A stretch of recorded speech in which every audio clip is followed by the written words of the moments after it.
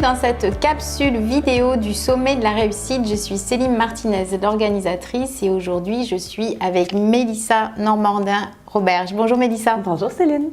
Je te remercie d'être là, je suis ravie. On vient de terminer l'interview pour le sommet de la réussite. Oui. C'était une superbe interview qui s'appelle « Rien ni personne ne m'empêchera de briller ». C'est pour ça que Mélissa brille de mille feux. Et vous allez voir, c'est une interview super riche, super inspirante, avec beaucoup de clés pour aller vraiment aller vers une vie qui va vous épanouir beaucoup plus durablement. Et donc toi, Mélissa, tu es québécoise. Oui. Tu es entrepreneuse, coach, spécifiquement en affaires, en motivation. Absolument. Tu es entrepreneuse depuis tes 18 ans. Oui. Voilà. Et tu es aussi maman de 4 enfants. Oui. Donc, on en a parlé pendant l'interview. Beaucoup de respect pour ça. Merci. C'est de la folie. C'est de la folie. Ah oui. Et du coup, tu accompagnes spécifiquement les femmes qui veulent se lancer, qui veulent avoir une vie paillette. Oui. Donc, tout ça, on l'explique dans l'interview. Et souvent, la problématique, quand on est maman, c'est justement souvent déjà, quand on a les enfants, on va un petit peu mettre de côté son professionnel. C'est un cliché, mais oui, c'est très vrai. En tout cas, moi, je l'ai vu avec mes amies quand elles ont eu des enfants. Donc, est-ce que tu pourrais nous donner une clé, une ou deux clés importantes pour les mamans, les parents qui ont envie de faire des choses, justement d'avoir une vie dans laquelle ils vont davantage briller, ils vont davantage s'assumer, s'autoriser, puisque c'est de ça dont on parle dans toute l'interview, avec ce paramètre d'avoir des enfants et des fois de ne pas oser ou d'avoir de la culpabilité à vouloir mettre en place des projets et à se dire qu'on va délaisser quelque part ses enfants ou alors qu'on ne peut pas le faire parce qu'on a des enfants. Toi, tu as 4 enfants. Oui. Tu es ici à Paris avec moi. Oui. Tes enfants sont au Québec. Ils sont seuls à la maison. Exactement. Donc, est-ce que tu peux nous donner une ou deux clés puissantes pour s'autoriser à faire ça ou à le mettre en place dans sa vie, sur tout ce qu'on doit peut-être certainement se dire à soi-même? En fait, je pense que premièrement, il ne faut pas séparer les rôles. Je suis une maman. Mais je suis aussi Mélissa, je suis aussi la femme d'affaires, je suis aussi l'amie, je suis aussi la sœur, je suis la fille. Donc, je suis un tout. Et si je commence à séparer et à me mettre moi-même en case, c'est souvent là qu'il y a peut-être une incongruence ou qu'il y a une dissociation en fait de ce qu'on vit. Donc, oui, je suis mère, mais je suis aussi entrepreneur. La question que je vais souvent me poser, c'est comment je peux avoir les deux.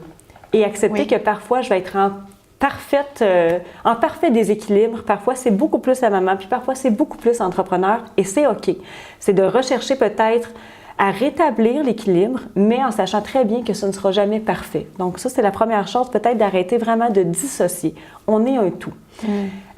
L'autre chose, c'est évidemment de transmettre en fait à nos enfants, et moi, je l'ai compris peut-être un peu tard, quoi qu'il n'est jamais trop tard, mais j'ai compris que je devais enseigner à mes enfants quelque chose qui me représente aussi. Et si je m'oublie ou si je mets de côté mon ambition, si je mets de côté ce que j'aime profondément, moi j'aime travailler. J'aime ce que je fais, je m'épanouis à travers mon travail autant que je m'épanouis dans mon rôle de mère.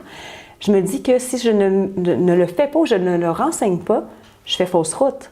Parce que je veux le meilleur pour mes enfants. Moi, je veux que mes enfants puissent vivre la vie qu'ils ont envie de vivre, je veux qu'ils puissent s'épanouir, se réaliser. Donc si moi je ne leur renseigne pas, qui va le faire? Alors, je me fais un devoir de moi être heureuse dans ce que je fais pour pouvoir le communiquer, pour pouvoir leur dire à quel point c'est important de suivre son cœur, suivre son instinct, suivre ses valeurs. J'ai une fille, j'ai 3 garçons, une fille. Je veux qu'elle aussi comprenne que lorsqu'elle sera mère, la vie ne s'arrête pas. Au contraire, la vie, pour moi, c'est faite pour réaliser des rêves. Donc, si ta vie s'arrête au moment où tu deviens maman, il y a quelque chose qui n'est pas cohérent dans tout ça. Donc, c'est de continuer à faire ce qu'on a à faire et d'assumer, en fait. J'assume, moi, que je suis ambitieuse, j'assume que j'ai envie de réussir professionnellement, autant que j'assume mon rôle de mère. Je ne me pose pas de questions. Est-ce que je suis une mère ou pas? Oui, je suis une maman. Est-ce que je suis ambitieuse ou pas? Oui, je suis ambitieuse.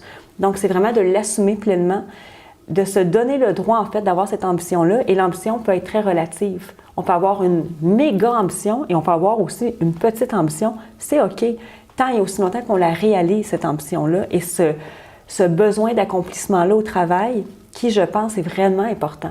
Autant que n'importe quelle autre sphère de notre vie, on a envie de faire ce qu'on aime jour après jour pour que ça fasse du sens. Donc, c'est de mettre tout ça, mettre les morceaux de puzzle partout pour faire finalement la vraie image et que ce soit beau pour tout le monde. Et d'impliquer les enfants. Moi, quand les enfants, en fait, quand je fais l'horaire justement de mes départs ou des moments où je suis moins à la maison, les enfants le savent, ils savent qui vient les garder, tout est inscrit partout, ils savent exactement qu'est-ce qui va se passer. Et je pense que j'ai jamais été autant présente que depuis que je suis entrepreneur sur le web, parce que justement, j'ai adapté tout mon horaire avec eux. Donc, moi, l'été, je ne travaille pas, je suis avec les enfants tout le temps, mais on a tout bâti l'horaire ensemble. On a impliqué, en fait, toutes les décisions sont faites et prises avec les enfants. D'accord. Donc, si je résume, la première chose, c'est de ne pas dissocier nos rôles. Oui. La deuxième chose, ça va être qu'il faut le faire pour justement leur transmettre un modèle, les inspirer, en fait. Hein. Exact. Et la troisième chose que tu as dit, c'est du coup de communiquer et de communiquer de comment ça va se passer. Oui, vraiment. Les impliquer, plus ils vont être impliqués, plus ils vont comprendre, en fait, même s'ils sont petits. Maman sera absente là. Nous, ça nous enlève une culpabilité beaucoup et les enfants, ça les rassure énormément. Maman va être de retour là. Donc, où maman va avoir des périodes de travail plus importantes, là, on les met en couleur. Les enfants sont parfaitement capables, en fait, de comprendre. Oui, il peut y avoir des moments plus difficiles, mais plus on va parler avec eux, mieux ça va se passer pour tout le monde. Ah oui, c'est super. On peut faire un planning et même le mettre sur le frigo. Oui, absolument. Super. Merci beaucoup, Mélissa, pour ces 3 clés. Alors, tu nous as donné 3 points importants pour savoir comment s'autoriser à briller, à aller vers plus de choses que l'on aime, même si on a des enfants. Surtout, ne ratez pas l'interview de Mélissa qui s'intitule « Rien ni personne ne nous empêchera de briller ». Vous allez voir c'est quoi briller, vous allez voir surtout en fait les clés essentielles pour aller vers cette vie dans laquelle on va se sentir beaucoup plus épanoui et une vie beaucoup plus vibrante.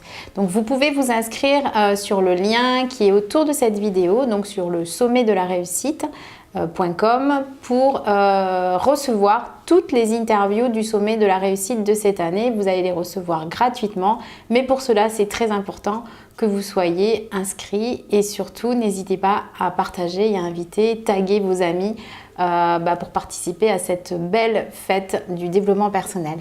Donc merci beaucoup Mélissa, merci, je suis ravie et je suis ravie aussi de vous retrouver très rapidement dans le cadre du sommet. Merci et à bientôt, bye bye.